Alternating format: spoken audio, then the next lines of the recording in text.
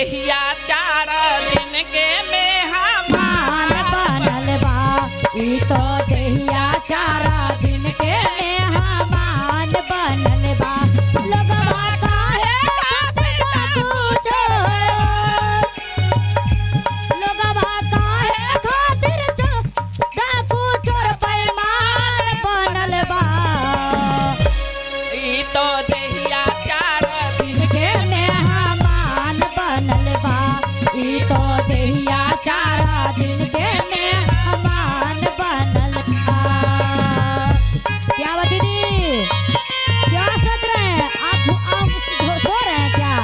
ताली नहीं बजा रहे हैं?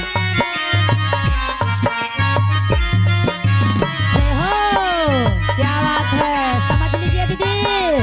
बजाइए ताली, ताली बजाइए। 4 दिन का जिंदगी है।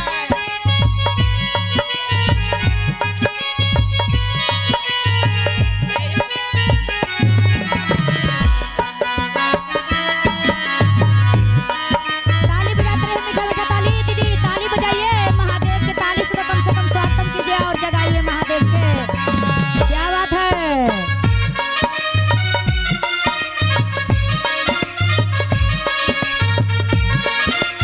जय हो।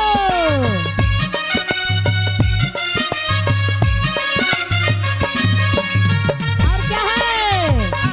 केतनो करबा तू कमाई यहाँ से कुछो नहीं जाई।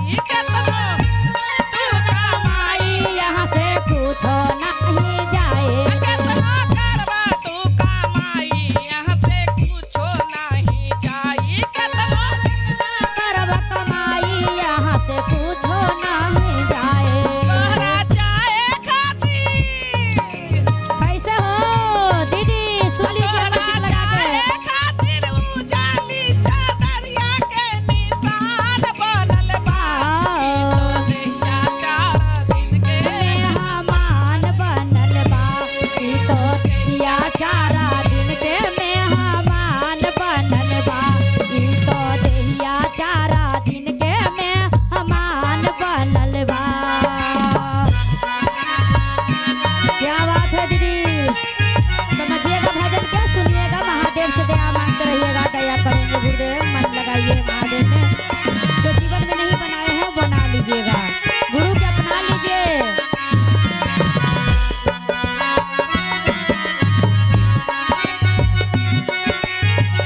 कुर्सी वाली दीदी, काहे आप लोग मंझुआल हैं?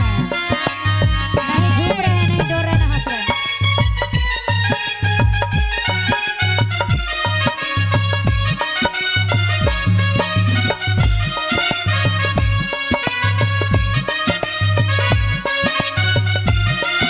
केतना करबा तू कमाई यहाँ से कुछो नहीं जाई। केतना करबा तू कमाई यहाँ से कुछो नहीं जाए। तोहरा जाए खातिर कैसे हो?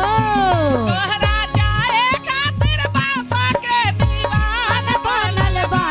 तोहरा जाए खातिर बासा के विमान बनल बा। ई तो आया 4 दिन के मेहमान बनल बा। ई तो देहिया 4 दिन के मेहमान बनल बा। ई तो देहिया 4 दिन के मेहमान बनल बा।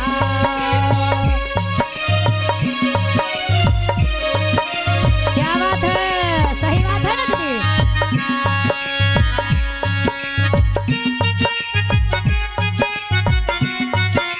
ताली बजा के दीदी, कुछ ही दिन का हम लोग का समय है, आए हैं तो बिल्कुल जाइए। 4 दिन का जिंदगी है। थोड़ा सा हम लोग हरी गुम डाले। क्या बोले भैया, जरा पीछे घुमाइएगा। दीदी, पीछे वाली दीदी, ताली बजाइए। हाथ नहीं उठा रहे हैं, खाली सर झाँके हुए हैं। कुर्सी वाली दीदी तो सब लटकाए हैं, नहीं खाना खाए हैं। लोगवा काहे खातिर डाकू चोर बेईमान बनल बा। लोगवा काहे खातिर डाकू चोर पैमान बनल बा। ई तो 4 दिन के